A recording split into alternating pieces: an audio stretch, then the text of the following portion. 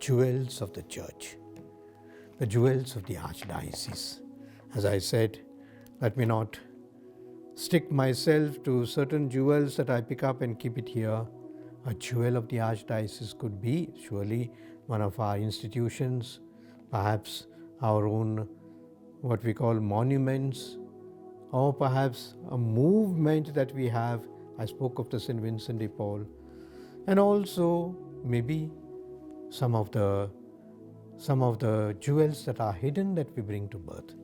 But today's jewel is very obvious and very much loved in Bangalore, St. Patrick's Church.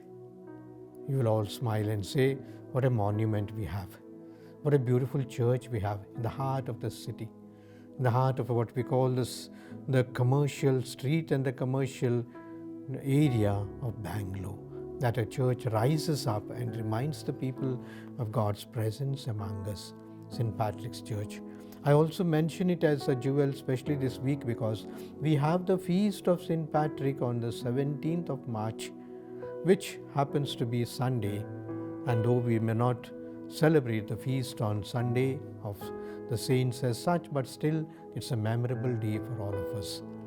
You know, St. Patrick's, perhaps some of you have visited, some of you have just made passing visit. There are so many good things about that. First of all, those spires that go up, beautiful to see, especially in the night when we see those dim lights to see that. And secondly, the stones that sort of immortalize the building itself, beautiful stones, built of stones as it were. And you know, the stone building is almost make us look like an eternal edifice. I don't know, when going inside, you have seen what we call the perpetual adoration of the Blessed Sacrament chapel that is there, beautiful. When you sit there, it's as good as the time passes by, but then for you it stops. It stops as you sit in front of the Blessed Sacrament. I have myself tried to experience this closeness to the Lord in the Blessed Sacrament at St. Patrick's. I would say, have you seen what we call the beautiful frescoes, the window panes, the statues?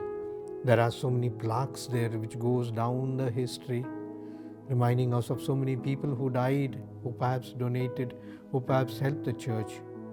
There are so many things to see in St. Patrick's if you have time, perhaps not only just one time. There is also perhaps, there are certain other things that has made St. Patrick's popular for us. The parish priest told me that there are a lot of weddings taking place in St. Patrick's. I am happy, I said, that people like to be married in that church in order to make their marriage also a solid one, like the St. Patrick's solid structure. There's another thing that has been told about St. Patrick's which came to me, my notice just recently, that they celebrate a Mass in the afternoon at 1 o'clock. Can you imagine a Mass in the church at 1 o'clock?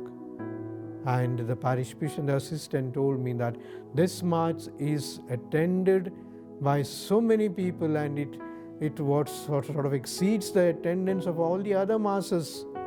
They say the morning Mass is better, the 10 o'clock Mass is better, but the priests tell me that 1 o'clock Mass is completely thronged by the people, all the working people, which means there is a hunger for God.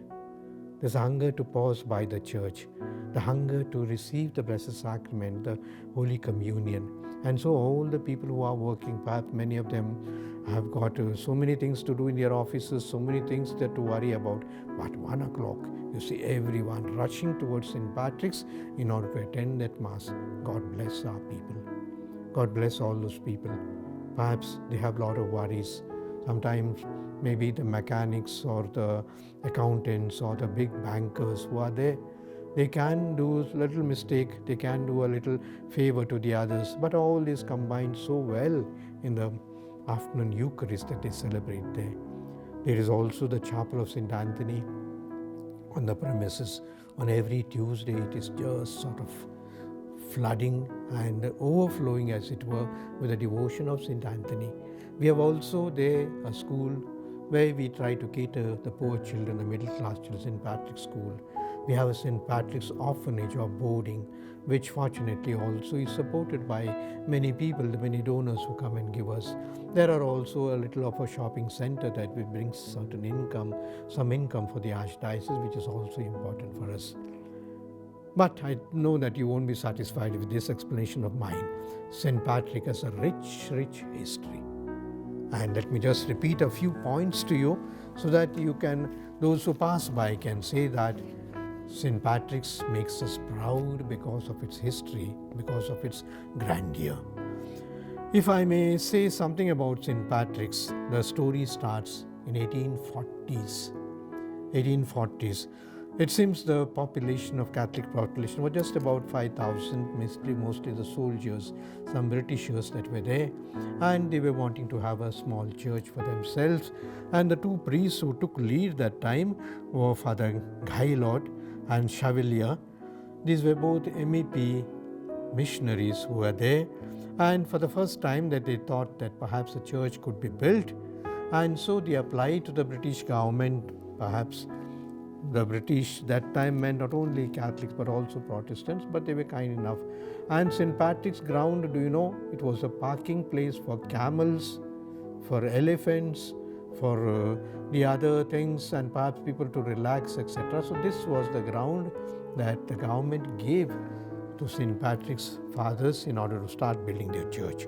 And so the first church was built in the year 1844, was the inauguration as such. And do you know how much it cost?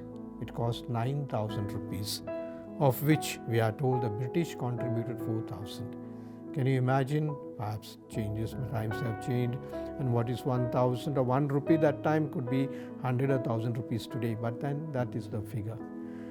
And so after this, the foundation was laid and the church was called, the people had a lot of devotion for Virgin Mary, Mother, our own mother. But then it was called as Assumption Church, but the name got changed very fast, because of whom the Irish soldiers were so proud of this church, and they said, yes, we would like to name it or rename it as St. Patrick's Church. And so this is a little island that was there in the city of Bangalore, that is St. Patrick's Church, that perhaps has come down to us. From 1840 we go back to now, let us say, another 50 years when Pope Leo XIII declared India, or what we call the places in India, as the dioceses, and the bishop that was named there, Bishop Carbonneau, Etienne Carbonneau, in 1845 was appointed as the Bishop of Mysore, Vicar Apostolic of Mysore, but residing in Bangalore. In the beginning he's supposed to have stayed a few days in what's called, in the Shivajinagar area, it was called Blackpilly that time, Blackpilly. But then this man said, perhaps it's better for me to move to a little central place, and he made the Bishop's House, St. Patrick's Church, as the Bishop's Cathedral Church and the Bishop's House there. And this fact took place as the seat of the Bishop, and the cathedral took place in the year when the Pope had announced the independence of the diocese as such, in the year 1987. 25th of January 1987, St. Patrick's Church became the cathedral as also the seat of the bishop. This is about 50 years. St. Patrick's was 50 years old. And so now the new priests who came found that there were people were becoming more and more, and surely better sort of infrastructure was necessary. So a priest called Thabard, he thought, we will build a new church in a distinctive Gothic style, and he sought help from the people, sought help from the government, and he built a new church with 1,50,000 rupees. 1,50,000 rupees was the budget of the church that time. And he put up this beautiful statues, stained glasses, melodious bells, and a beautiful, when you go to the choir, you can see that beautiful, what we call the piano, the musical instrument that is there, which was all part of the other. And Bishop Kleiner, in the year 1999, 12th November, inaugurated this present Church of St. Patrick's, which, as I said, was the cathedral. In 1942, the bishop moved from St. Patrick's to St. Francis Xavier Church, and that became the cathedral of the church, the cathedral of the archdiocese. And so the centenary was celebrated in 1948, January 23rd to 25th.